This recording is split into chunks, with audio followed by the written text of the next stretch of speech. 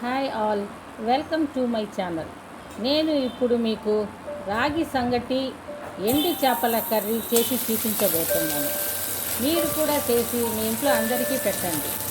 మీకు గన ఈ కర్రీ నచ్చితే నా ఛానల్ని సబ్స్క్రైబ్ చేయండి. ముందుగా దానికి కావలసిన ఇంగ్రీడియంట్స్: ఎండు చేపలు, ఆనియన్స్, టమాటాలు, కొంచెం చింతపండు,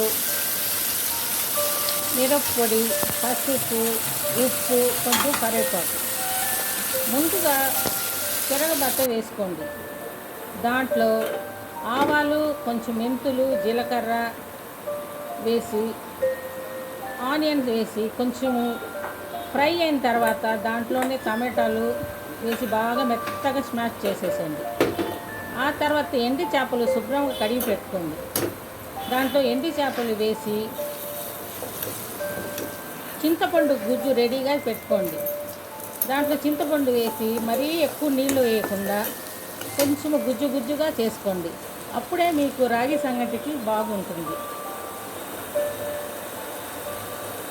దాంట్లో లాస్ట్లో కొంచెము ఆవాలు, మెంతులు, జీలకర్ర డ్రై రోస్ట్ చేసి లాస్ట్లో కొంచెము ఆ పొడి కొంచెం చల్లండి. అప్పుడు మీకు టేస్ట్ ఇంకా చాలా బాగుంటుంది. కొంచెం నూనె ఎక్కువ పడుతుంది. నూనె కొంచెం ఉంటేనే కూర కొంచెం బాగుంటుంది.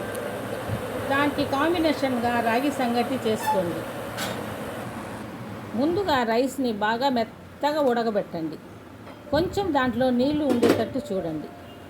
ఆ తర్వాత మెత్తగా ఉడికిన తర్వాత పైన రాగి పిండి వేయండి.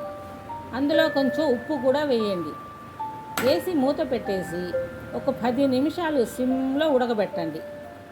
ఆ తర్వాత స్టవ్ ఆపేసి బాగా కలపండి. పిండి అంతా రైస్లో బాగా కలిసేటట్టు బాగా కలపండి. ఆ తర్వాత ఉండలుగా చేసుకోండి.